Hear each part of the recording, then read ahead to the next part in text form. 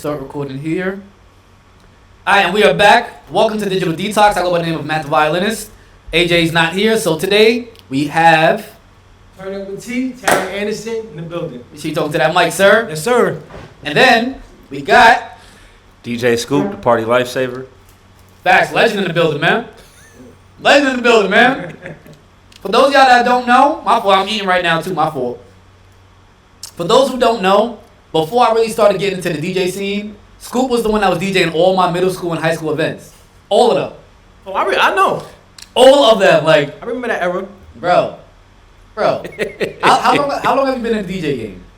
So officially it's 30 years. A lot of people don't know my backstory at all. Like they have zero concept. Mm-hmm. I got my first paid gig at 8. That's great. That's great. And so like by the time you meet me, I'm already 10 plus years in, right? By the time I get out of middle school, I'm already rolling. I done had gigs and contracts and I've done radio. So I'm 38 now. And I'm no longer a full-time DJ, right? I have other hats I wear, but I still DJ privately, whether it's weddings, sweet 16s, corporate events. Got out the nightlife scene, like, we're good. Ain't no money there. They be all right. But that's, yeah. Corporate's where it's at. I keep trying to tell people. That's where the money at. Corporate's where it's at. Yeah. For sure. Bro, can you just breathe and just bring your DJ set? We'll pay you $8,000. I was like, wait, what? Sometimes you don't even gotta bring your DJ set. They got it there already. Right. Like, It's already there. You got DJ in your name. That's good enough. You know what I'm saying? Bring your laptop. That's it. just show up. Don't worry about it. We got everything else. So what about you, T? When did you start getting into DJing? I know, but I want to make sure everybody else knows. I started very, very late. I've always been passionate about it. When I was a kid, I had all the magazines. It was coming to my house. I'm looking at everything. My boys wanted to get everything. It was a higher barrier entry back then, so it was a lot more expensive to get in the game, and my parents were just not having it. I was playing football, I was doing other things. But I've always would go on YouTube and like look up how to count bars and phrases, to study the greats, and just like I always had it in the back of my head. So I didn't start DJing until 2018. I was already like 29 years old by the time I started DJing. The reason why I got into it is because I was personal trainer and I could not find good music for any of my fitness classes. And I'm like, yo, if I could just put this song with this song with this song, I already know how to blend a little bit. I just got to kind of refine my skills. I can do it. So I went out, bought a controller. I'd be on YouTube studying my ass off and taking these and then buying courses. And then I started getting it. I kind of already had a cheat codes. I played instruments, so I kind of understood musical theory already. That's a major cheat code. Yeah, I played the drums, guitar, and a little bit of piano. So like understanding how the music, like it's gonna come a little easier than somebody who just has no musical knowledge. No background at all. No, at all. Yeah. So it kind of came fast. I just started back stacking my library, primarily like high energy fitness tracks, and then I started playing them for my clients, and they loved them. And then I started reaching out to all my friends that was DJing to plug me in to teach me more. Can I come shadow you? Can I do this? Next thing you know, I booked my first wedding. I'm doing light bars. Then I started doing a little bit of clubs, opening for DJs. Like one of my good friends now is a Hot 97 DJ. He puts me on gigs and stuff like that. And then I got booked for a Puma event, which was my first corporate event. Paid a good amount of money. I had to do nothing but bring my stuff. I was like, this is where it's at. But like him, like Scoop, I'm a full-time firefighter, so that's my salary, my career.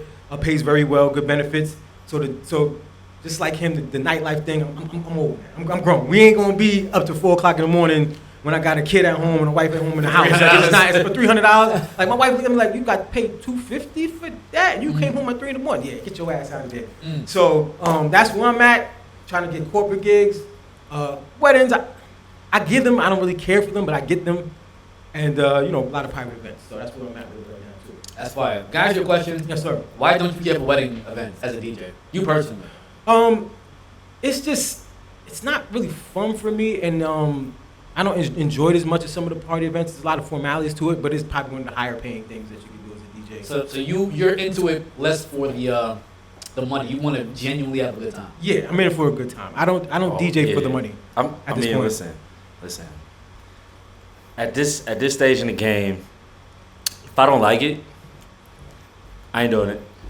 Not wasting your time. I don't care what your paycheck looks like. Oh, that's yours.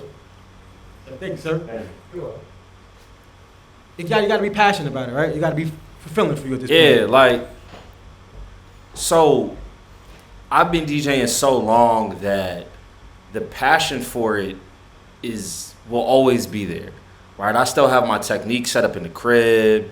I cut, I scratch for myself. Haven't relayed out the new house that we just got, but, like, intend to get my stuff set up and go back to, feeling it for myself. But people ruined it, right? People took the energy out of it, and then it became work, right? People can't control themselves. They gotta come to the function drunk, or they gotta come to the function high. And I'm not saying that you can't drink and you can't smoke, but like, in moderation. Pre-gaming was always about, we gonna just get a little good to go out. And I don't It's drink. expensive, bro. Yeah, but the art of pregame is lost a little bit too. And bro. I don't A lot of it. And I don't even drink. You know what I'm saying? Like, but my wife is Haitian. She drinks, right? They pass me the glass, I pass it to her. So I'm always going to encourage people that want to do what they want to do it. But you got to know your limits. And once that disappeared, like, I don't like, this isn't fun. I got to parent you while I'm trying to control a dance floor. I am piloting the vibe for the evening. You tearing this up, bro. Simply because anything is possible. Yo, can I get that new fab? Bro, there are 5 black people in the room. Calm down. Yeah. Calm down. Fab is over for that. Hey, what are we doing? Like, read the room. So a lot of people still can't do that. But anyway, that's why we're there. Anyway, so essentially, are you saying that one of your biggest pet peeves out of DJing comes from it moving away from party culture to something else, to like substances, or like bottle wars? It's like, what would you say your biggest pet peeve from DJing has developed into?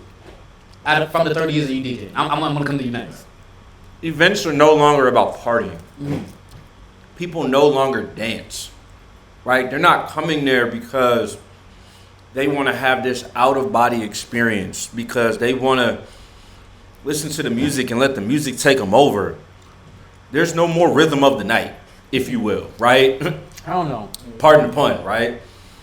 Once I realized that I had more fun being the opening DJ, Bro. instead of the closing DJ, Bro. That's crazy.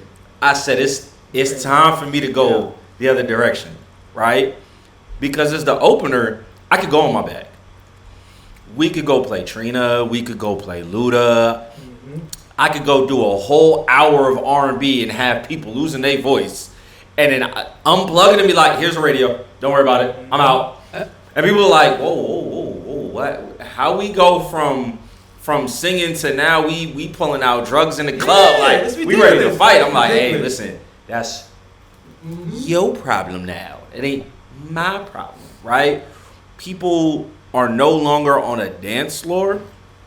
Their goal is objectively to sit on the back of the couch and raise a bottle up and like have all their bracelets and their watches on and their bottle and look at me. So it's about being seen as opposed to like having a good time and partying. Right. There is fun in being seen. Yes, but yes. like the foundation is not wants the that. party. Everybody no more. wants Right. Like they took having a section to a whole new dimension. The whole club is the section right now. Right. There's no dance floor. There's no dance floor. There's no room to be lively. Like, in fact, if you start dancing, it seems awkward. Yeah. You might look at you crazy. You know what I think it is? I'm not saying it's a bad thing and it should go away. It's just something that I've noticed that probably killed the dance floor.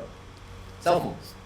Yeah, because nobody wants to be embarrassed. You know what I'm saying? So like to avoid the overall embarrassment, it's probably best for me to not do anything at all. And me and you too, I'm sure you too, maybe a little bit after. Me and Scoop come from an era where you be in the basement of the club and you could meet a stranger and the girl's gonna dance on you and put her behind on you and wild out and go crazy.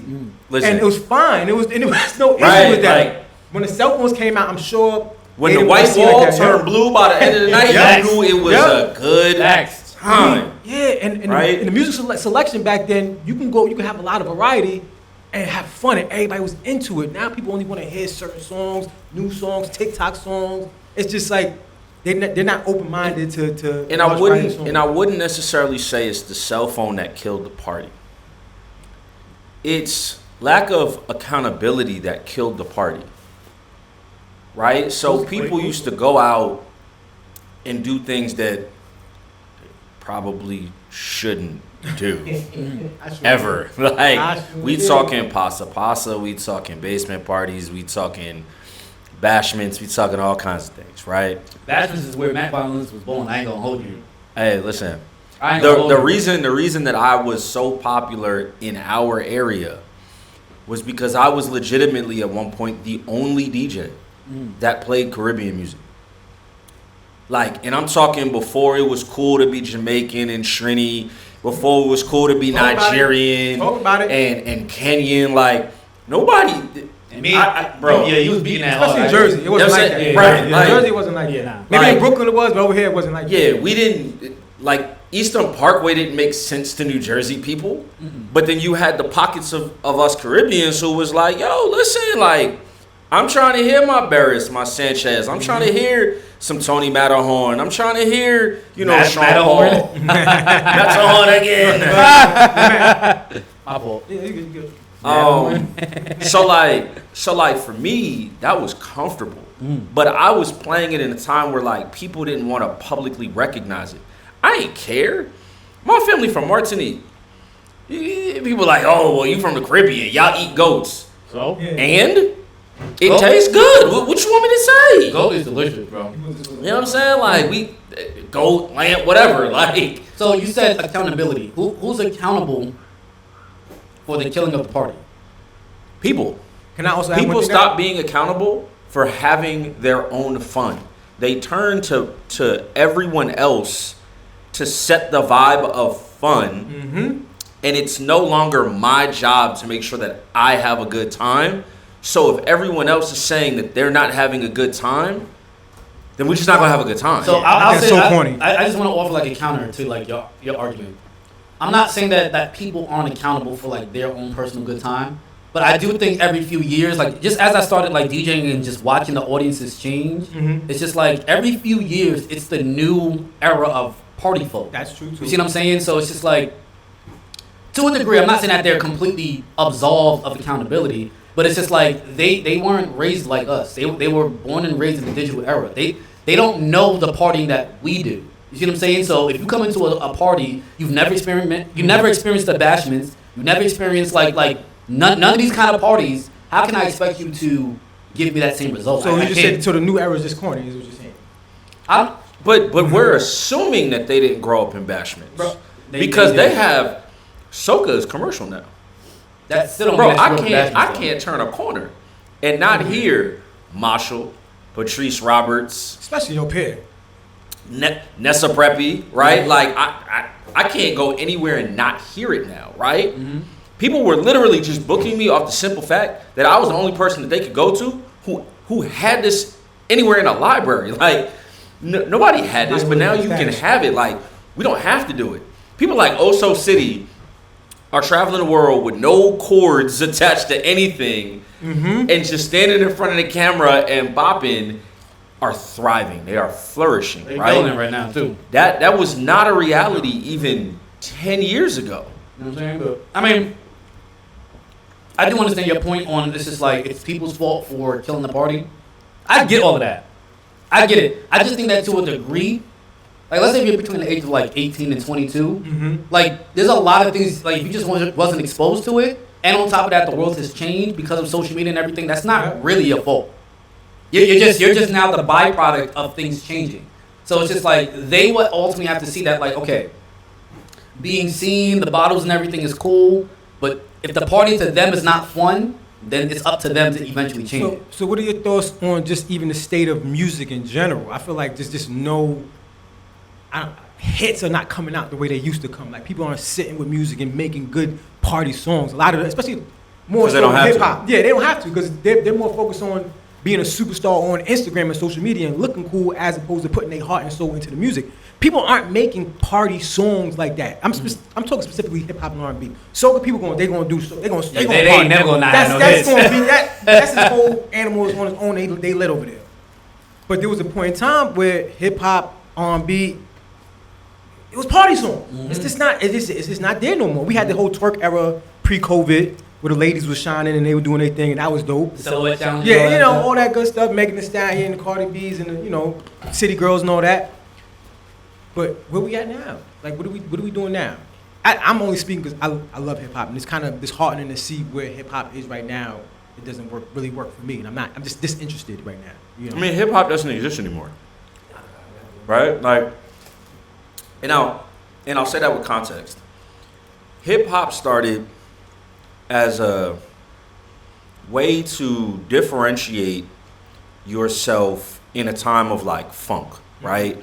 So people were scatting, and you had Sammy Davis Jr. and crew tapping, and then people wanted to add some words and some vibe to it. So they literally just started scatting, right? You had the Apollo, you had the Cotton Club, you know, all of these things coming out of the big band jazz era. Then it transitions into Sugar Hill era, right? And I don't just mean Sugar Hill Gang, but like Sugar Hill Harlem, right? That was its own music era, and they were doing things different. And then that transitions into people actually putting words together, right? Fantastic Voyage, for example, right? Lakeside. They're rapping the whole first part of the song. The song came out in the 70s. You know what I'm saying? So like it wasn't, by the time you get to the KRS-Ones, the Rakims, the Wu-Tangs, the Nas's, the AZs, the Black Thoughts, you know, we've already been in that lineup like 20 years now, right? Where it came out as something different. People were like, we don't really know what to do with this. It'll be here on and off, right? The Sugar Hill was essentially like, how can this genre specifically be monetized? Even though it may not sound like exactly what the streets is playing, you know, but it's still... Sleep in peace, Sylvia, Grandma Robinson. Facts. Shout out to Robinson. You know, and then you launch yourself forward with DJs. Okay. Right? Fab Five and the likes, and everybody's got MCs now. But you're still in, like, 80s. Like, you haven't even touched... You know what I'm saying? Like, you haven't touched 90s yet. It's still, we're writing record markers to find the beat drop on the vinyl with crayons. So I want you to tie this all in on how, because you made the statement how like we don't have hip hop anymore. Right. So fast forwarding, then hip hop becomes commercial, and you get everybody from Death Row to Bad Boy to right, Def Jam, Tommy Boy Records, etc. But there's no one at the end of that to pick up the ball.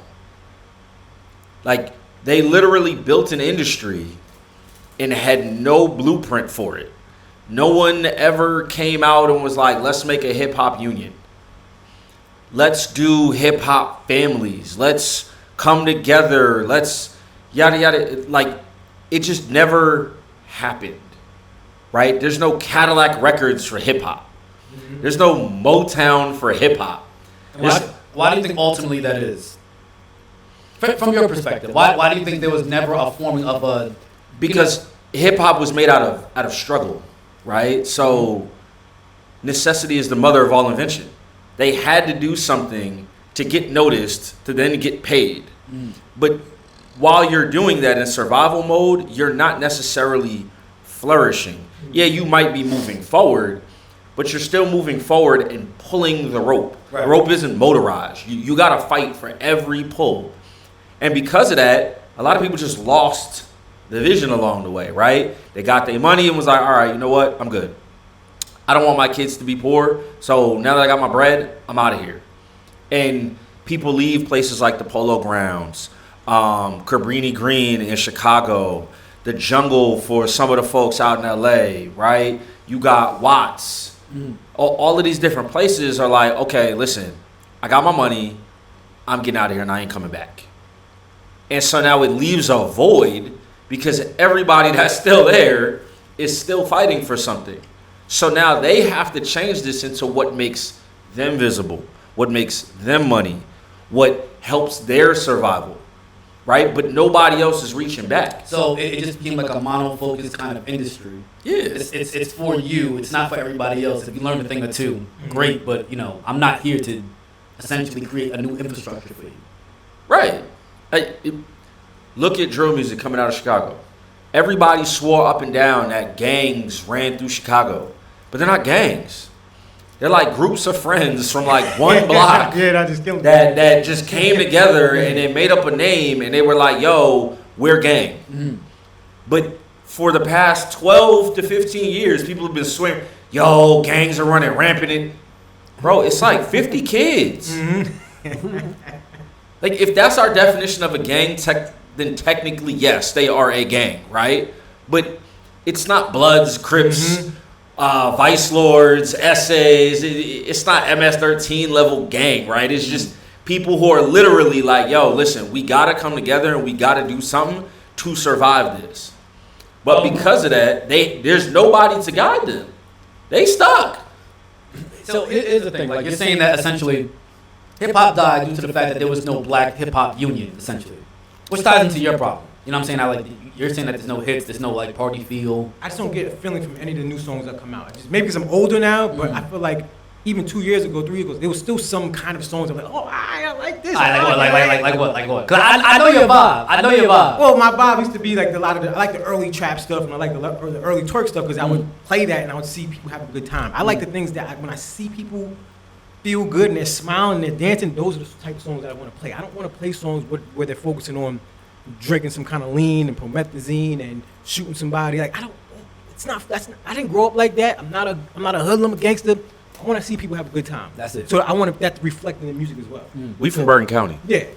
I don't care. Even if you're Section 8 Bergen County, you're still Bergen County. Right. Like, like the fact that you had the Bergen County prosecutor's son get caught up in a Fed case because he wanted to be at the chicken spot on Wise Corner all the time. But they was doing bootlegs and selling drugs, all kinds of stuff out the back of the chicken spot. And you know what spot I'm talking about. Yeah, right. I live up the block from there. I know exactly what you're talking about. When the feds came and pulled it, and the story comes out, like, he's out, like, the next day.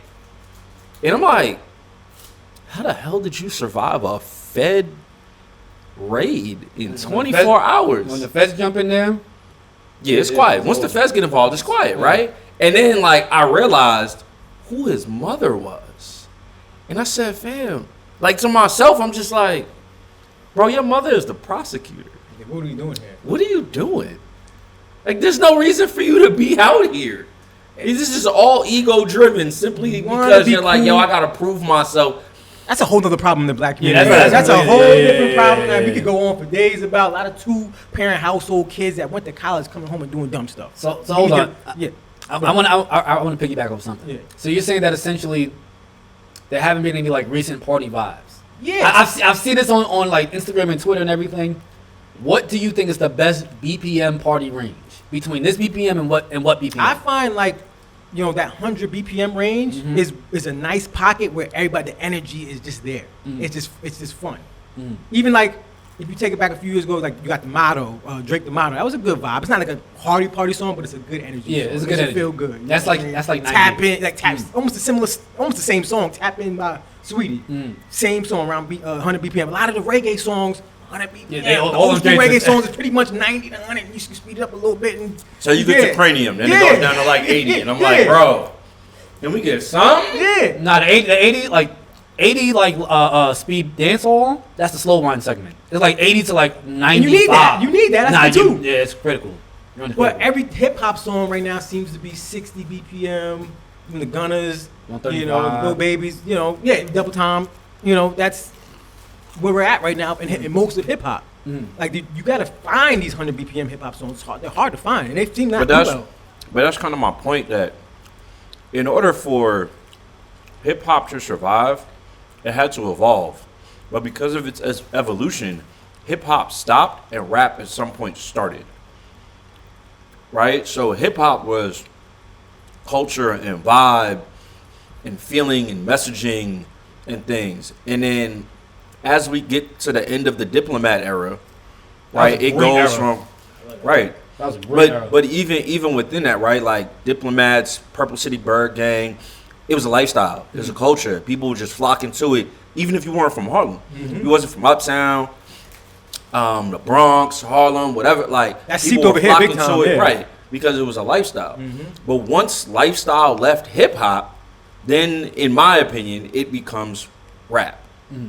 Right? And rap now has a million feathers on the bird. Right? We got Chicago drill, we got London drill, we got what are they calling it now? South boogie, and that's like from Tennessee, right? That's Memphis, everybody jigging, right? So the bird has a lot of feathers, but hip hop got lost in it. The art of actually being a spitter, right? The last spitter that I could think of outside of Jada and Fab is probably Currency. He can spit. I mean, Bless you. Currency definitely. That was definitely my era too. Right? Like, but even now, Currency is still getting a bag underground as a spitter, which is crazy because we don't think of people as lyricists anymore. You don't rock with Benny the Butcher and them? I would consider them spitters. I mean, I do, but subjectively, I just don't like the music. I got you. Understood. But I'm talking a person, a lyricist who has transcended multiple categories. I think the youngest one we have right now is Currency. He ain't young. Well, you know what's crazy? And I could be 1,000% wrong about this. Russell, He's nice. but he's not really a spitter, right? Yeah. But he's an all around. He's versatile. He's very versatile. But nah, you know what I think like lyricists and everything, like high key, you don't really see them out there like that, especially in like mainstream, endeavors. I think that ultimately boils down to like, remember how you were saying that like back in the day to DJ there was a higher barrier to entry. I think to really enjoy a lyricist is a higher barrier to entry. You can't. Yeah. You gotta like really understand, study, re-examine, examine again. And the internet messed up everything else too, because you could literally throw some trash up and somebody's gonna like your trash, because the trash is still art to somebody. Yeah. Right? So the One man's internet- trash, another man's treasure. Yeah, exactly. So the easy access to make beats in your basement, to record in your basement, upload it to YouTube, SoundCloud, whatever it is, and then you can make it even though it is trash. That's why you have 16-year-olds rapping, and it's like, we got these kids rapping on killing people, and they suck. But the kids love it. Like, why do you like this? It's not really music to me, but It's their thing, man. It's look their at. thing. I honestly call it the ASAP phenomenon. Before you had ASAP and crew, ASAP Rocky, ASAP Ferg, right? Before you had that entire crew, you didn't really have pockets of people from one city, one block, whatever, as rap groups or as organizations, right? As soon as you get Peso from ASAP and crew, suddenly everybody got a crew.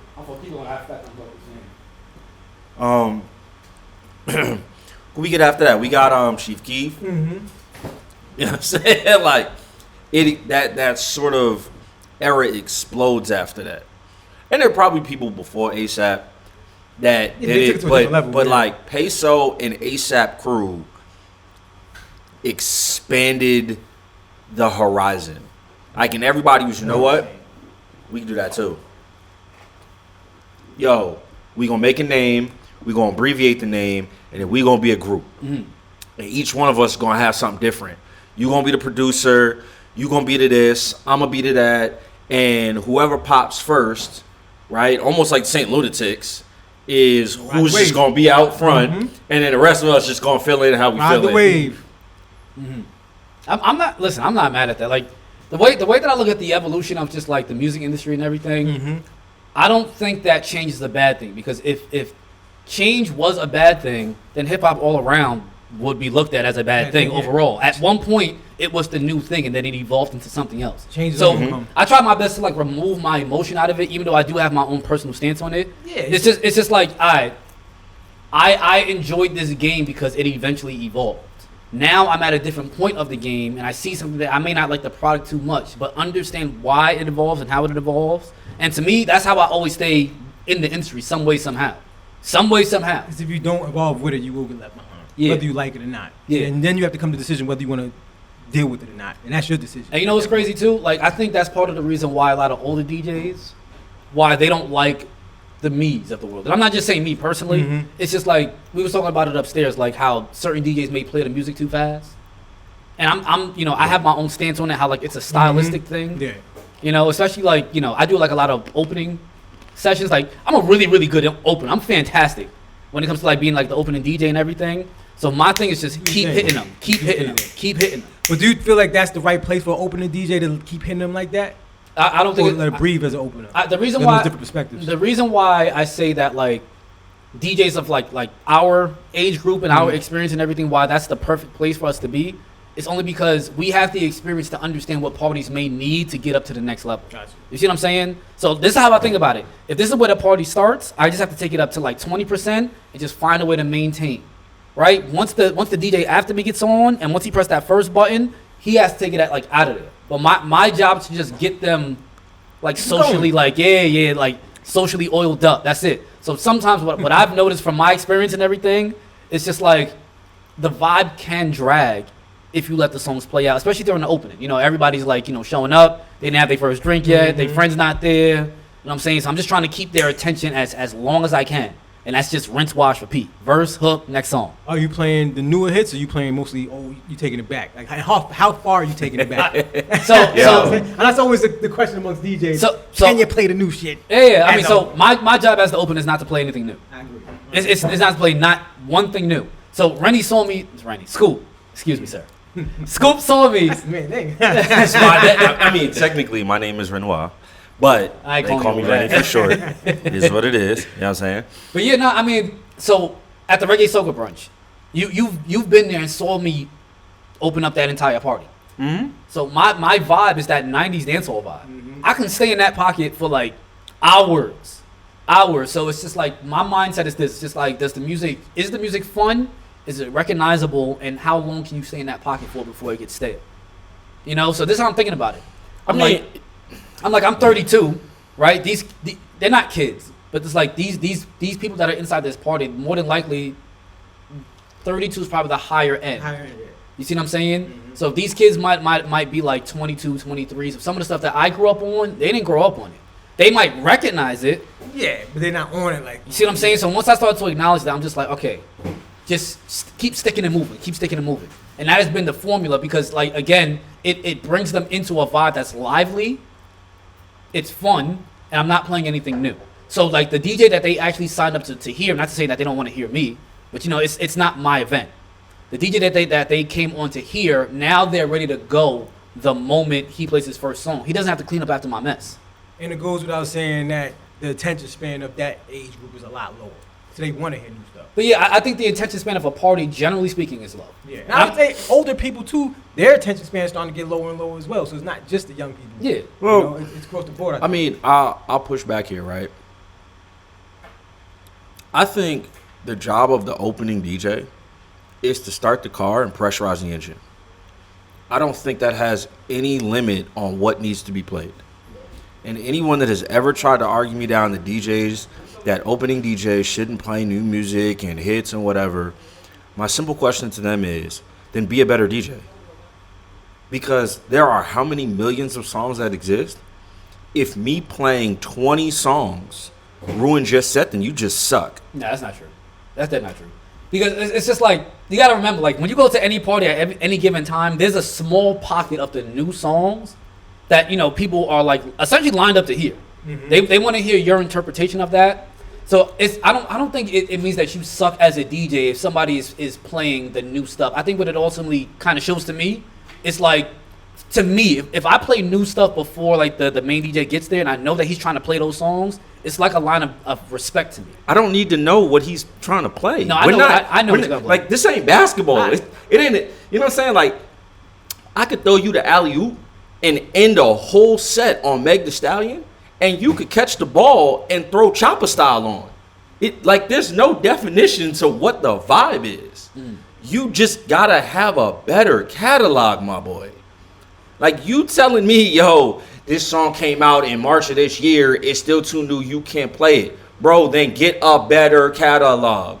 It's not my job to police Nah, but this. he's the headline DJ. I don't care. But does that play into the time of the night when it's the most packed, when the most bottles is flowing? Yes, all of that stuff matters. The crowd expects certain songs at that specific time. So when DJ Camilo is opening, you think somebody's going to be like, yo, I'm the headliner, you're not. Don't play this? No, they're not. They're not. They're never going to do it. You going to go to Funk Flex and tell him he can't play it? Absolutely not. But Funk Flex is not opening, though. Funk Flex is... Funk Flex has. I'm not saying that he has not. Matter of fact, if you still talk to Spin King, go ask Spin King about the night at Aiden's Lounge when Walla got accepted to the Heavy Dog Pitbulls.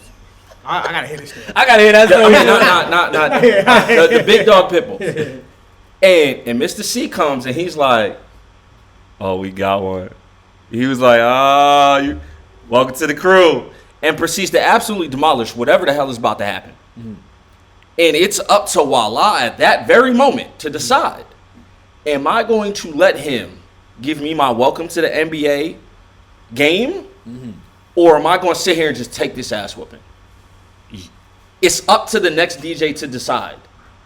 And I learned this lesson very early when we still had the circle clubs, the triangle clubs going on. Club Abyss, down in Sayreville, right? So I'm there DJing. Camilo walks in. Camilo goes after me. The DJ that's supposed to go after him never shows up. Club owner comes to me and is like, "Hey, I need you to close." And everybody looking at me like, "You got to close after Camilo?" Yeah. Bro, you're cooked. I was like, "No, I'm not." Everything he played told me everything that I can play. I don't care what he plays. Because as soon as you're done, baby, oh, what's up? Turn the radio off. It's over. If you got heels on, take them off now. It's just a warning. Right? So, like, he does all of what he's going to do. And, I mean, I love Camilo. Camilo and Enough, yo, two of the greatest to me.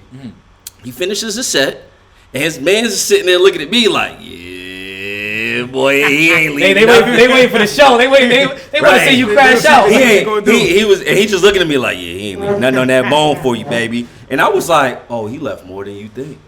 And the first song was Back That Ass Up. And as soon as you hear the violins come in, everybody looks up at me like, oh my God. Oh my God. and like, even a bartender looks up like, here we go. That's what we doing? Oh, wait a minute. And like, everybody is like, all right. He got one. And I just keep smacking going. Just keep going.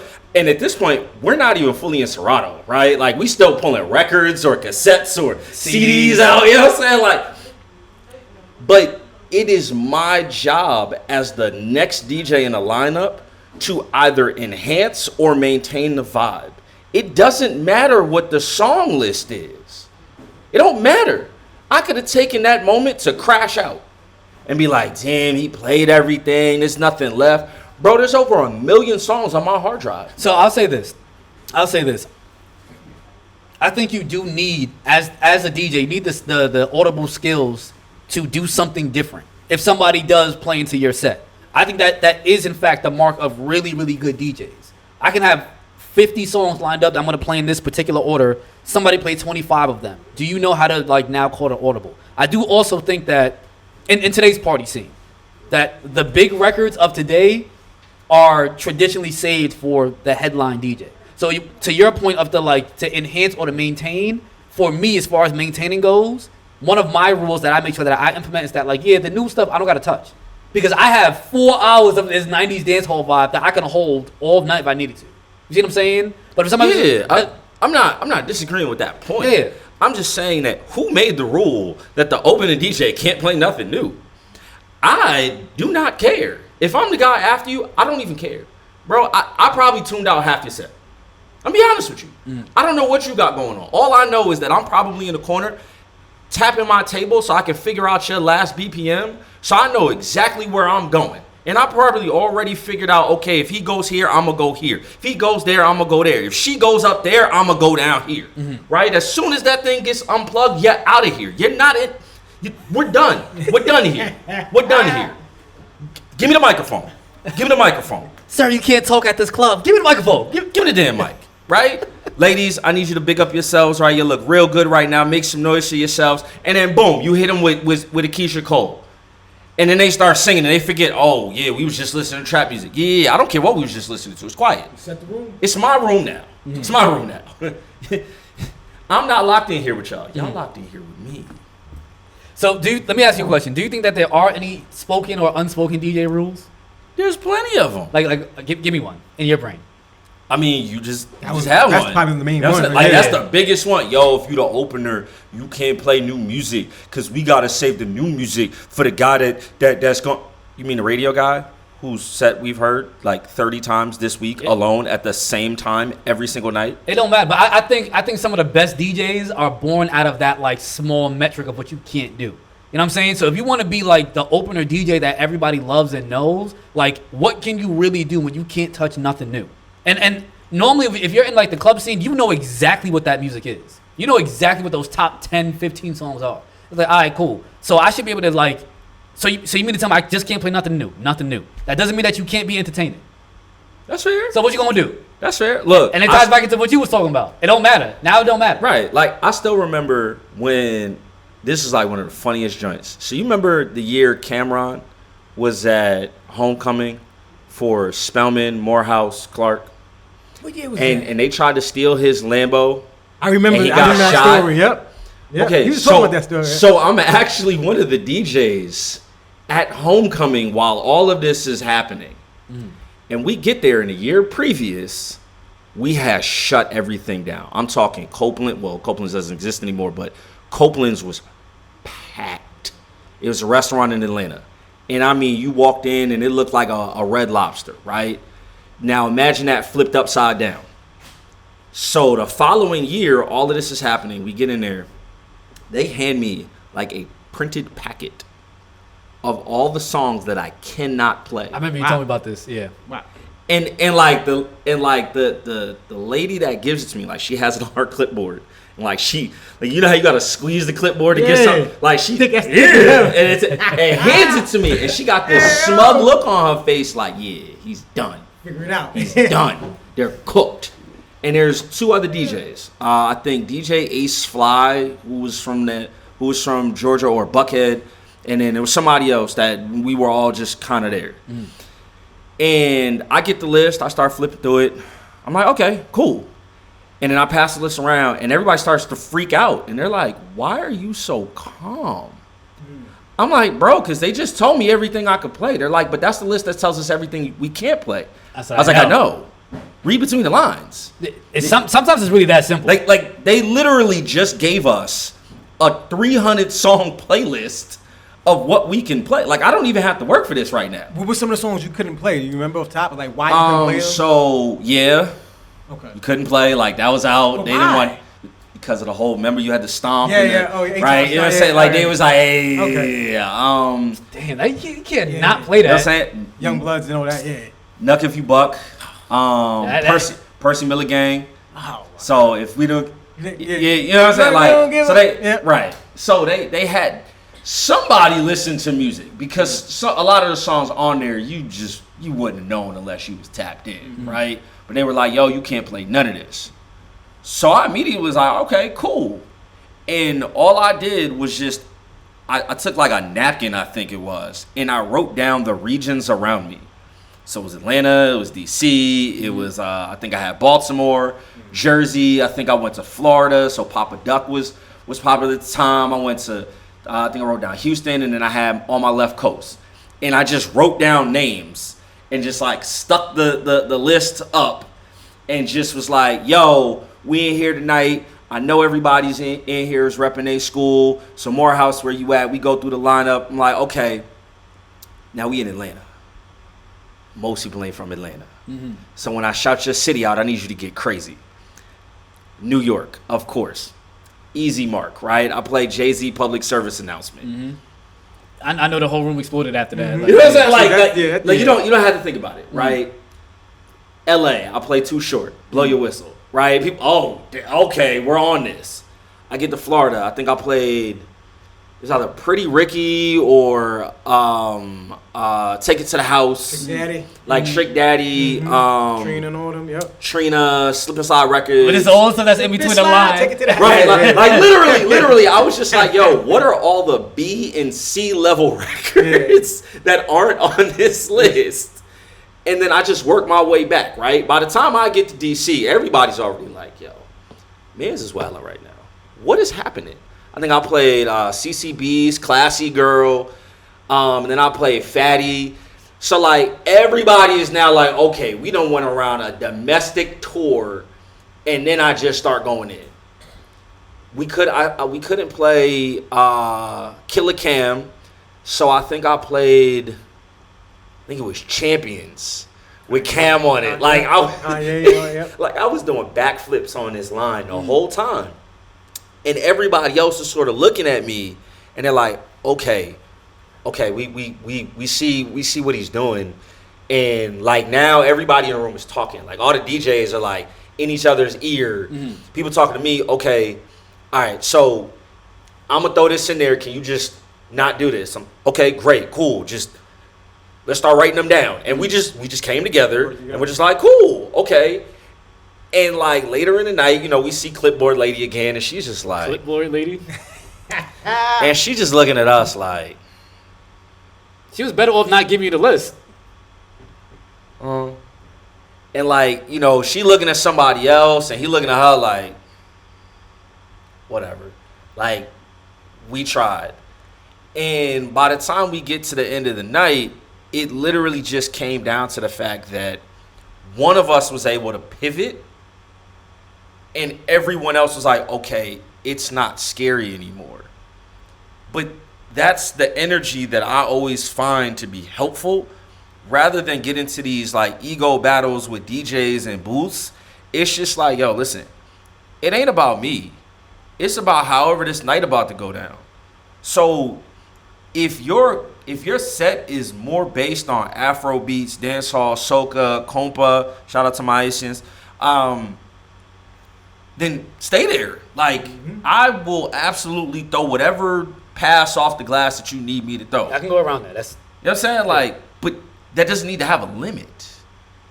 Like, if I know that just ain't your lane, yo, we could give him some May. We could give him some Sweetie. Like, it don't matter. No, I ain't gonna lie. I think there needs to be a limit, because this is what I've seen in my own personal experience. And this is not me like talking crazy about like open to DJs or anything like that don't necessarily have the experience. If you put a newer DJ with less experience to do the opener spot, they tend to do that, to jump around, right? So what ends up happening is that by the time they're done jumping around from genre to genre, not really holding a pocket, by the time the headliner DJ gets on, they got to do a lot of cleaning up after their mess. That's why because the headliner. That's why you pay the big bucks, as we saying. I mean, more or less. I mean, sure. For me personally, I like the effect way better when somebody held the vibe at the opening slot, and then the headliner is just like, I bet I could just press play, and this room is gonna explode now. To me, those are the best reactions that I've seen. Yeah, there's nothing wrong with that. But the opening set was created to give people who don't have experience. They gotta learn at some point.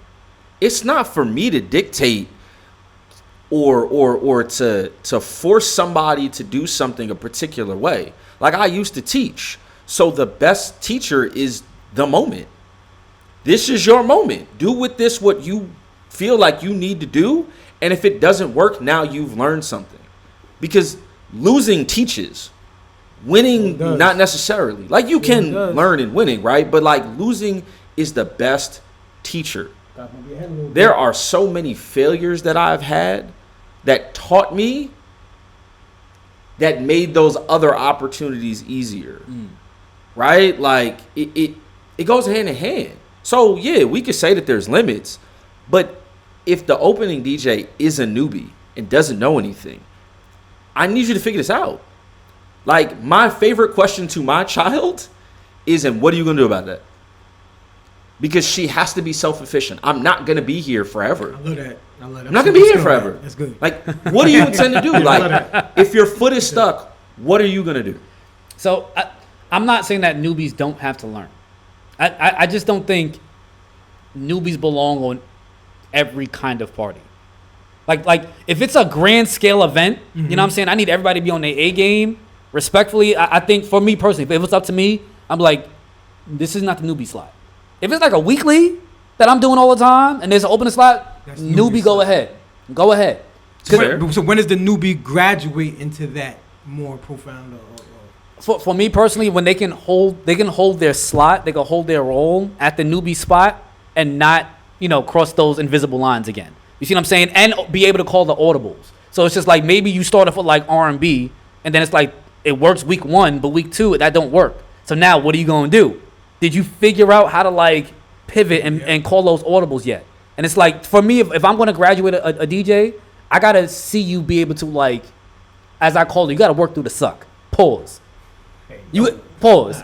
You know what? You have to be able to work through an audience that's giving you mad resistance. How do you know how to like win them back over? Like, are you the kind of DJ that just gives up? You see what I'm saying? Like, what do you do to try to get this event on its right foot? And sometimes it doesn't always work. You know what I'm saying? But it's just like your ability to really pull out different tools. Even experienced DJs go through that. Oh yeah, we still do. We all still do. I've had plenty of nights where the dance floor like just ain't work. It didn't matter what I threw at that thing. Sometimes it ain't not you. always the DJs. It could be. You know what I'm saying? Like it's also the crowd too. So let me ask you a question. All right, go ahead. Ain't nobody asking you no questions now. So like I've been watching you this whole summer, and you've been kind of popping right now. Like every time I see you on the gram, you're here, you're there, and it looks like you've elevated your game to the next level. What are some of the things that you did to get you in that position? Because I remember when we had conversations last year, you were getting some motion, but the motion wasn't where you wanted it to be. But it seems like it is now. Yeah, or at least it's getting there. Yeah. It's definitely getting there. So what are some things that you did to get that momentum going? What I really had to like notice, like, and this is how like you and I became cool. Even with me and you, money is not the end all be all for me. Okay. You see what I'm saying? A lot of the like big events that I've gotten, you know what I'm saying, like the staple events, the garden and everything, somehow I did something for free for somebody. You know what I'm saying? But it's like when I did it for free, or if I was helping somebody, it's mainly helping people. Mm-hmm. It's not necessarily just for free. But when I'm helping somebody, I always have this in my brain, like, would you want to do this for somebody, whether they were paying or not? Most times it's like, yeah, this is my guy. You're my guy. Mm-hmm. Like, Matt, can you come through and MC for me? They don't got a budget. I'd be like, yeah, T, I got you. I got you. But you see what I'm saying? But what ends up happening is it's just like when I started to help other people elevate and it wasn't about me, that's when those other events started to like fall through. And they're gonna think of you first. Yes, they need a DJ or they need something. They're gonna be like, oh Matt, I need you for it. Yeah, like it's like don't get it twisted. Promoters know like what's going on with your DJ. It's like, oh, he don't talk that much. And I'm saying he's not really out of himself. And then it's like if I show up there and now they're out of themselves, now they're having a good time and it elevates the event, then he wins, I win, promoter wins. Everybody wins. You see what I'm saying? Mm-hmm. So getting myself there now in these bigger rooms, like, okay, who do you like that you can actually help with the information and experience that you have? And that goes along with building that network and reaching out to people. Mm-hmm. Were some of the people that you work with now, were they strangers to you? Or did you always have some kind of rapport? Or yeah, so okay, so me and O'Neal, DJ O'Neal, he's gonna be here eventually soon. So he's younger than me. O'Neal has to be like, I don't want to say his age, but he has to be like at least like 7-8 years younger than me. Yeah. You see what I'm saying? Freshly out of college, kind of. Bro, yeah. So when I met O'Neal, this is back when John Jay hadn't hired me in like 3 years. So as we know, the music and the industry has changed. It's all like, a lot of TikTok music, a lot of stuff that we're not necessarily into now. You know what I'm saying? So when I went back to John Jay, I met O'Neal and I heard him DJing. So he had the audience heart in his hand. So I'm like, all right, cool. You know what? I don't want to become the old head DJ. Like, oh well, back in my day, I was just like, Matt, if you want to learn this, you got to learn it from somebody who's already there and who's there all the time. So when I linked up with him, I had to honestly just humble myself. I'm just like, all right, I don't know all the new stuff. Can you teach me? He's like, yeah, sure, why not? You know what I'm saying? So one event turned into like me paying him, and I watched what he was able to do, and I started taking notes. And when I started taking notes, I'm just like, oh, I'm not that far behind. I thought I was further behind than I thought, but DJing next to him now, I learned some new stuff. I fortified some other things that I was doing on my own. I'm just like, all right, just keep going and keep doing your thing. And then like me and O'Neal started to develop the chemistry. So he's still learning how to like MC and talk. Mm-hmm. So for some events, as you know, it's easier to just have two people. Yeah. So one person just DJing, and the other person just MCing. So for this weekend, being that we've already built up that chemistry, he just asked me, yo, Matt, can you pull up and just do this? Bro, I didn't ask for no money. I'm like, yeah, I don't care. I don't care. You my man's. Like, you see what I'm saying? So for me, the growth really came from helping people. And I think a lot of people think it's the opposite. The growth will come when you only focus on yourself. It's like, yo, I tell people all the time, I did not get here by myself. Most people didn't. I did not get here by myself. And to be humble enough to accept teachings from somebody younger than you that has less experience than you is a big thing. Because you can learn something from anybody, any age. Doesn't matter. So that's dope. Yeah, so it's just like, that's how you get to Cash App in Atlanta. Cash Out in Atlanta. Facts. Yo, and that was one of like my first like adult experiences in the DJ world. There was a DJ conference, Fleet DJ. Fleet DJs. Shout out to DJ Classic. Yeah, so that was my first time going out to Atlanta. But I was. When was this? This was like 2013. That was a bit ago. 2012. Yeah, like 2012. Whenever Cashing Out was a hit. Round with that Nina. Yeah, right. that joint's strong. Whenever that was a hit, That was my shit too. Classic and crew had organized the Fleet DJ conference, and I mean they're like 25 or 26 conferences in now, but at the time it was still pretty new. He was like, bro, come down. Like, I was part of the Fleet DJs at the time, and I was like, okay, cool. And I reached out to Matt and was like, yo, listen, I got to go to this music conference. Like, do you want parts? I didn't know what the hell I was doing. Like, I was a green DJ. Green DJ. And he was just like, yeah. And I was like, bring the violin. And he was like, what? I was like, trust me, bring the violin. There's nobody else that's going to be here that's got a violin. Nobody. That was a good thing, right? Nobody. And one night outside of one of the events, Cash Out is just like randomly in the parking lot. Just hanging out. And I just roll up to him and I was like, yo, do you mind if my homeboy does a version of Cash Out on the violin? And he looked at me like, never heard the story before, bro. Yeah, nah, you yo. told me this. and like he looks at me like, a violin? Like, your man plays a violin. I said, bro, listen, I assure you, if you give me 5 minutes, it's gonna change how you look at music. Yeah. And his people standing next to him, he was like, yo, listen, we got like 10 minutes. So it was his mom's. Yeah, well, no, who was the guy? It was the. I don't remember the guy, but I remember it was his the big, mom's. he had like this. Like, dude wasn't even necessarily muscular. He was just big. Big boy. He was just big. Like, he was wide. And he was just like, yo, Cash, we got like 10 minutes. We got to go. And so Cash was like, all right, cool. What do you need? I was like, just turn the song on, roll the windows down, open the doors. My man's got you. He sets up his violin and starts playing, and he just starts going. Everybody in the parking lot stops. He was going crazy with it. Right. It was dumb. Were you prepared? Yeah, Okay. I already knew the song. Yeah, he already knew the song. That song was white hot at the time. Yeah. Like, he was already starting the I'm a DJ, but I also do violin to current music thing. Yeah. So it wasn't even necessarily whether he knew the song. He already had the vibe. Like, yo, listen, just play it. I got you. Don't worry about it. Like, we good. And it starts playing, and he starts playing, and like this whole parking lot just stops. And now everybody's like, it's kind of fire. I like this. Yeah, it just got tough. like, who the hell brought a violin? Where the hell did y'all get this from? Where are y'all even from? Like, yo, we from Jersey, da da da. And then Classic comes outside, DJ JB comes outside. Like, now people just started. They like, yo, what the hell? Yeah, that was happening? early days, fresh out of high school, bro. No facial hair, nothing. Yeah, Nothing, bro.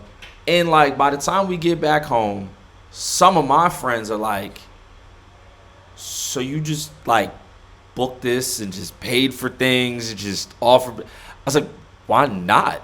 Like, Magic's made that way. and they're like, yo, like, y'all did these videos and like, how much does this cost? I was like, it cost me nothing. Like to just extend the Literally invite. nothing. And he did his thing. I think we shot a video for you For, down here Money too. Tree, yeah. Yeah, that was the Money Tree video. We shot it in like some random, like a random hallway or something with glass. Random and, hallway, mall, Yeah. with some random girl. And at the time I was doing special effects. So like the video, like he's in like 3 different places and all kinds of, and like people were like, yo, what the, like y'all just went to Georgia and just did whatever. I was like, yeah, kind of, sort of.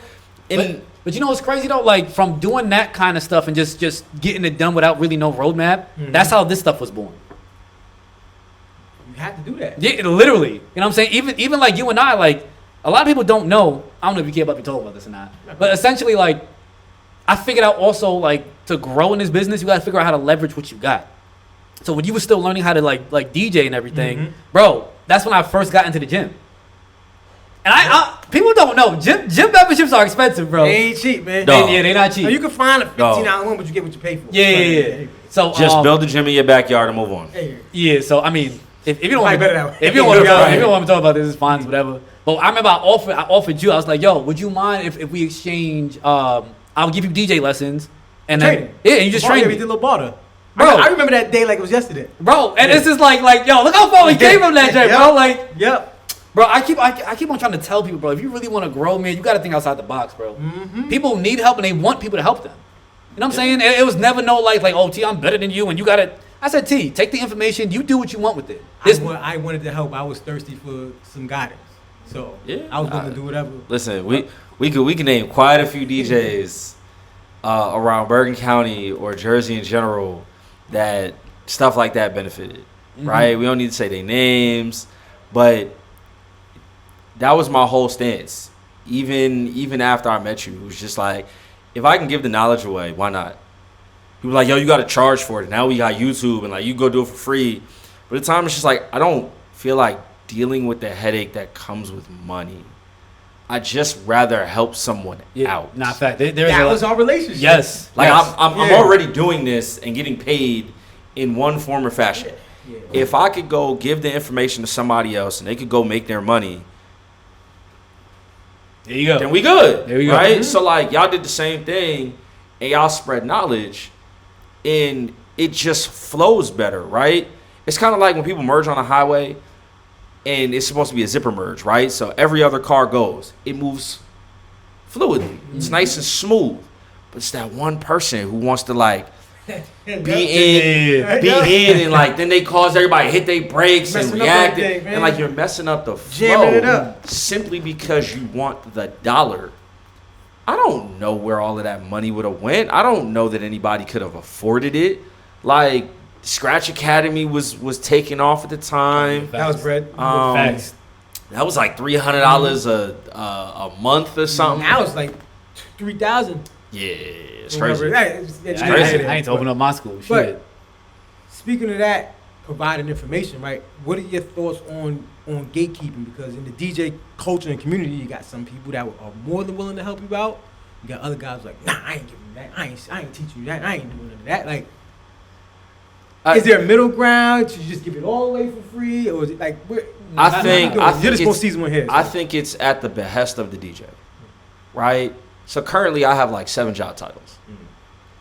I don't have a lot of time because I'm living in survival mode, right? We bought a house. I made my first mortgage payment. I got laid off from a full-time video production position. Now, I was already a DJ, photographer, video, graphic designer, web developer, and I do design and CNC work. Like I'm a carpenter, right? So that's my trade skill. So I've combined all of those into making sure that my house is in order, my mortgage is paid, my daughter is taken care of, my wife is taken care of, and we can all go to sleep at night, right? So at present, I don't have time to necessarily give away. And that may come off as asshole-ish or prudent or whatever to people who are coming to me and want something from me knowledge-wise or time-wise. And because I used to always give it away, right? But now I don't have the time. It's not because I don't want to do it. It's just like I just there are other priorities. So I can understand both sides of the same coin at this point, right? Some people just gatekeep just to gatekeep because they feel like it makes them special. If I have it and you don't, Yep. then I'm exclusive, right? And that leads back into the current party scene, right? People withhold remixes and they'll hold songs, or they'll put Serato in AM mode. So, you know, when you load your song, like the title see the disappears. That's crazy. Yeah. You know what I'm saying? And now on TV productions, I understand from a legal standpoint why you do that. Yeah. Because I have Still. I did see people, well, not even still. I saw somebody get sued because they left the track name up of what they were playing in the stadium on like whatever the video was that was being shot. And so I guess the video was so big that whoever was watching it or their friend like was like, yo, they playing your song at Glastonbury or wherever this thing was. It's like 30,000 people. And in certain stadiums, you're supposed to, you know, play to licensing. And the person came back and was like, listen, I have proof that you've been playing my song and you haven't been paying the licensing. Nothing to say there. Pay up. You know what I'm saying? Like, That's crazy. and like they walk into court, they got the video, they got the screenshots, like you kind of did the rights. So in certain instances, it's like, hey, Mo, throw it on now. Yeah. Throw it on now, right? But in general, gatekeeping is at the behest of the person, right? They have information that they can or cannot give to you freely. They have information that they can or cannot sell to you. They have information that they can or cannot share in general, Or right? access. Information or access. Right. Like, I went to high school with plenty of people who are now in the upper rooms of the rich and famous. I reach out and say what's up all the time, but like, I'm not just gonna casually be like, yo, listen, you trying to get in contact with such and such? Yeah, I got you. Don't worry about it. What? That's crazy. Even if they're like, yo, you can do that, Yeah. it's still my responsibility to manage the water flow coming into the building. Yeah. Because if I give somebody something and they go over there and they do something stupid, It's on you. it's on me. Waterfall Right? off. So to land my plane, I think gatekeeping really revolves around the actual person. Yeah, your plane be in the air for mad long. I ain't gonna lie. Yo, you're mad long with it, bro. I love you though. But it's good stuff. I like It's this good one. stuff. I ain't gonna lie. It's I like nice. this one. Yeah, he's detailed. Like people get things twisted out of lack of context. I don't want things that I say to be taken with lack of You context. gotta Like, do that. 'Cause they will do that. especially in like cancel culture as well. But no one has the obligation to give you information, even if it's life or death. So why does music or DJing or design or whatever change that? Now you could just be a decent person and just give it to the person asking, but some people want to know that you have blood in the game. You are willing to do X, Y, Z before I give it to you. Otherwise, you're just doing nothing with it. You're diluting the resource for nothing. That's more than fair. I like the way you said that. Personally though, like gatekeeping, I used to be like pissed off about that. You know what I'm saying? Like, I think a lot of the access that I had to get over time, I felt like talent wise I was ready for it. Mm-hmm. But I think the reason why like the door was closed, if you believe in God and all that stuff, I think I just wasn't ready for it like mentally. Yeah. You see what I'm saying? If I got all of that access early on while my mind was still like, you know, immature on the idea of just like I deserve it instead of I have to earn it, I would have blew it. Maybe I deserve. And I'm saying I love that song, by the way. But yeah, I think now gatekeeping is just part of the game. It doesn't bother me. Like to me, I'll knock on any door. Hey, can I get in and do X, Y, Z? No. Alright, cool, whatever.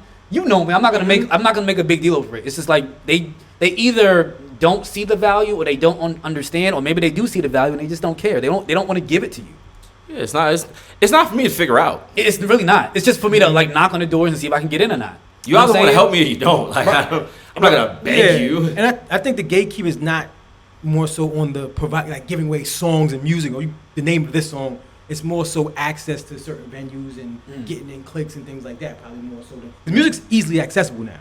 Anybody can get like almost every remix is out there. I guess for the most part. It is and it isn't, right? So I'll say to one extent, even with SoundCloud, you're still limited on how you track something down, right? So recently they had the New York Dance Challenge that popped up. I think it's like 2023-ish. So the guy that starts the trend is actually, I think, from Baltimore, Big Will Party King. And he had this version of like what we would consider a Get Light song, and he's just going through all the dances. Toe Wop, heel toe, bad one, all of this. Like 6 months later, Webstar pulls him, and they make an actual DJ Webstar version of this. Yeah. New York eats it up, right? You got Tati B on Instagram with her kid doing a mom and son challenge, getting crazy. She used to be crazy in the circles, by the way. And no one can find the song. Like, it existed and then it disappeared.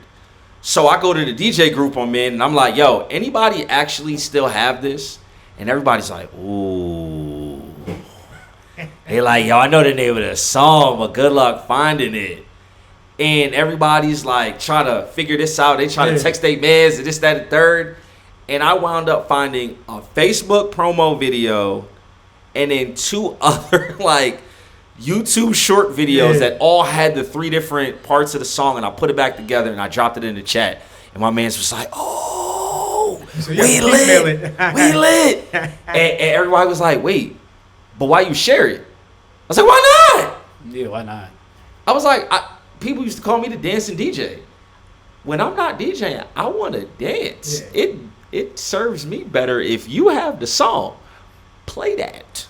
So I can come from around the tables. And dance. Like, but that would be a form of gatekeeping, right? I could have just as easily been like, all right, nobody in here got it? Cool. I'm going to put this back together. I'm going to be the only person with it. I'm going to just drop it and people going to have to come to me. I don't want y'all to keep at... I don't want 1,000 people asking, yo, can you email me the song? Can you email us? Here's the song. Leave me alone. You got it. Leave me alone. Y'all got it. Y'all got it. I figured it out for everybody. Don't worry about it. Here you go, take it. You know what I'm saying? So, people gatekeep. It's just... Yeah, I mean, bro, when it comes to that gatekeeping stuff, this is part of the reason why, like, places that I go, I always tell people, like, you got to dress for above the thing that you want. You know what I'm saying? So, bro, Spirit Lounge out in Edgewater. Bro, like... And gotta walk through the freezer. Facts. But, I mean, here's the thing. I didn't book that place. I've been trying to book that place for 6 years before I actually got it. Mm-hmm. You know what was the driving factor to me getting that event? I don't know. It seems like you just popped up and you had it out of nowhere. Bro, I popped in after a wedding that I did. So, me and my older brother, we went there, and he knew the story. He was like, yo, go talk to him now. You suited and booted. You got your hair cut. Yeah. Yeah, then he was like, just go. I'm just like, yo, he's not gonna let me in. Bro, I just asked him, like, I'm like, bro, can I DJ here one of these days? I see that you guys need some talent, whatever. He's like, yeah, sure, no problem. Let me know what Friday you have open. I'm just like, bro, what? He didn't need a song from you or a mixtape or anything like that. It was just straight up, oh yeah, come in. It was the suit.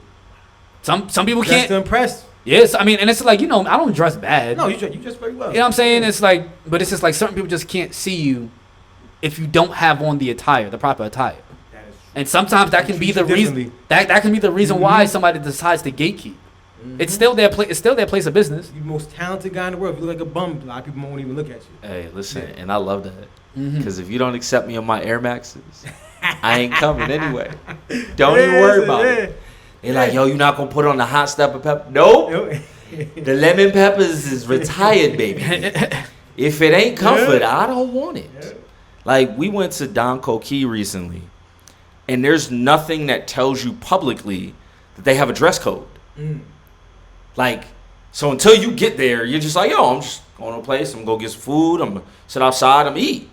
You get there, and, like, you walk in, and they're like, yo, no baseball caps. Y'all couldn't have told me that, like, before I left the crib, bro. Definitely couldn't. I could have went and got the straw hat and left the other joint at the, you know what I'm saying? But manager comes to me, he's like, yo, unfortunately, we don't allow baseball caps. Okay, cool. Take it off, put it in a seat. Another dude walks in, he sits at the bar with his lady. And they sitting there. 20 minutes in, manager comes to him, yo, listen, you got to take your cap off. At the bottom of the joint is this white dude that walked in with all his friends with a baseball cap on. And they've been sitting there. Like, chilling, all of that. So I get up, go to the bathroom, run to the manager. I'm like, hey, yo, you missed somebody. And he was like, what you talking about? I was like, there's somebody outside with a baseball cap on. I didn't even describe the guy. I just said, yo, you missed somebody. The other dude, a little upset. You know what I'm saying? Like, I'm going to follow the rules. You don't like baseball caps. But for that reason, I probably will never come back. And he was like, why? I was like, because I'm old enough that comfort is more important. I can eat at home. Mm-hmm. Bro, I cook. Why do I need to be here to fit your image, to pay you? I'm not going to beg you to fit into your box with my money. I just don't have to come. I'm not going to make a scene. I'm not going to curse people out. I'm not going to elbows out type of bad Google review and a Yelp review. You know what I'm saying? But like people that do that, whether they find it pretentious or not, it's their prerogative. It's also my prerogative to just be like, you knew. I'm good. I'm out of here. I'm out of here. So like in that instance where he ignored you for 6 years and the only time he agreed was because you had a suit on, or we logically assume that it's because you had a suit on, bro, I'd have been good. I'm straight. Oh no, I took their motherfucking money. And I took all the business that, like, for the people that, like, yo, I'm telling you, when I was in there and I was DJing, yo, staff, you know, people that frequent there, they're like, yo, where have you been? They needed you. I took all of that business, you know what I'm saying? And I'm just like, all right, cool. When the well dries up, it dries up. But it's just like, I got in for what I needed to get in for. I got the connects. I made the little something money. Because it is ultimately, it ain't about them. If you don't see it, if you don't get it, unless I have on the suit, I ain't mad at you. I understand why That's you made the world, unfortunately. it is what it is. And once I started to accept it is what it is, I started to get exactly where I wanted to go. Because the same way that they can't make you spend money in their establishment, I can't make them look at me any different. That's true. If you can only recognize me as a stranger off the street offering my services if I'm in a suit, cool. I get it. I'm not mad at you. I don't mind, you know, putting on the suit if that means that I can now come to the table and like do business. I'm not mad at that. As a carpenter, I just make my own table.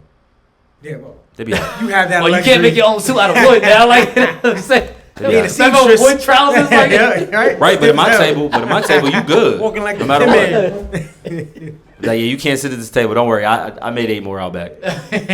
All are welcome except you. Nah, We don't like Now, was that the same manager that's been there for 6 years, or was it a different Yes, manager? Okay, so same one. So, all right. Well, I mean, it's family owned, isn't it? Yes. Yeah. I don't think they got anybody else that works there. I think like it's like 4 brothers or 3 brothers and a sister. Like it's like the whole family. I don't like know. I owns thought they this changed joint. management over time. They never did. Okay. They did. Well, you know, we'll discuss everything Whatever. off Yeah, camera. yeah. Yeah. Edit it out. Now we can keep that. We can say that crazy. But you know what I'm saying? But you know, Yeah, there's things behind the scenes. But I mean, bro, all of this stuff just boils down to the game. Mm-hmm. Once I stopped getting mad at it, I was just like, it's not a big deal. It's not a big deal. You're right. You can't hate the game. You gotta learn the game. I It's not learned fair. it. It's not fair. It's And that's not. life. I'm not even talking about the DJ game. I'm just talking about the game. In life. general. Yeah.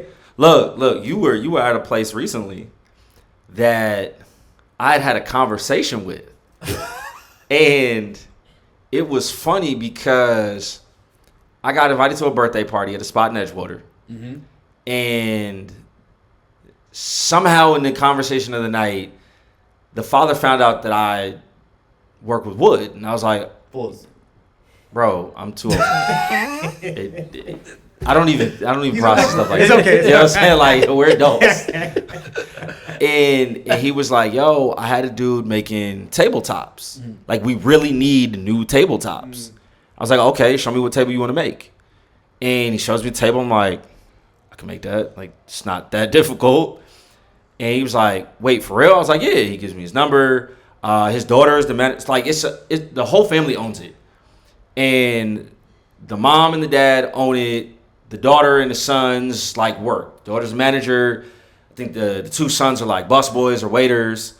And I go home the next day and I make a sample. I think it's like 2-foot tabletop. It's whatever I had laying around. Mm-hmm. And I cut it, sand it, treat it, go back over there, drop it off. I haven't heard from these people since. Like, since. Man's got my number. I've called him. He don't pick up. I've reached out to the daughter. Like, nobody calls me back. Like, 2 weeks after I check in with them for the last time, like 3 months later, all of a sudden events just start happening. You're there. The Deltas have their meeting there. The AKAs have a party. Teanex Schools had an event. And I'm like, so did y'all need help or nah? Because, like, this is weird. And everybody's like, yo, just like go back over there. I'm like, they clearly don't need the help. Like, they're booking people. Right. And so they're using whatever tables they have. So in that instance, like, I could have hawked them down and went over there and been like, yo, y'all good? Yo, let me get this contract. Let me build these tables for you. Yo, I'm not doing that. You don't have to. Like, if you don't see my work as important in helping you, because you told me you needed something and I put the hustle on it to make sure that I could show you, A, I got the skill set to do it, and B, I can get it done in the manner you want it done, and you don't find that important, but you just going about your day, yeah, I'm good. At I'm least good. say something to you. Like, At least, even like, communication. and it's like I need the work, or I needed the work, right? But I don't need it bad enough to go hawk you down and force you to look at me and be like, yo, pay me. Like, You know, bro, that's never a good idea. It feels crazy to me. And I will say that anybody who's ever been homeless or hungry is in a completely different mindset. I'm not homeless or hungry, right? Do I need to work? Sure. Do I need to beg you to give me work? No. I'm not there. And that might be different if I was there, right? If I really got to pay the mortgage and I really got to figure out, then sure, I might go back over there and say something to them. But it doesn't feel good to me that you asked me for something and I provided that the information you needed to say that I could do it, and you just disappeared. Yeah. That's just that feels crazy. That's the game too, Posting though. on the business level is wild. Yeah, like You know? That's the game too. Oh shit. Yeah, we definitely hit an hour and a half. Hour 21. Oh, Yeah. oh, You, sir, need your own podcast. everybody keep trying to give me. No, you got I a lot of insight, man, and wisdom, man. and you talking about landing your experiences. plane. You do know that regular planes that hold people fly at 30,000 feet. You, sir, are flying at like 70,000. First of all, planes fly at 37. 30. Same difference, bro. 37. You know what I'm saying? Yeah, but now you got mad. Cruising altitude. No, just- Now you got bad stories though. You got good stories, man. Now you have- I'm you have sure a- that's the scratching the surface of what you. Yeah. Oh, no, So, bro, listen. that's just Yeah. light. That's light. In Edgewater alone, I got some story. Y'all gonna be like, We gonna bring school back. We gonna bring school back. We gonna Part two, gotta get to part two. Facts. But anyway, I'm Matt Violinist. This is Digital Detox alongside. Turn up with T. There you go. and DJ Scoop, the party lifesaver. Bet we are out of here. Sir, peace. That was good. So what's this? What's the spot on Edgewater?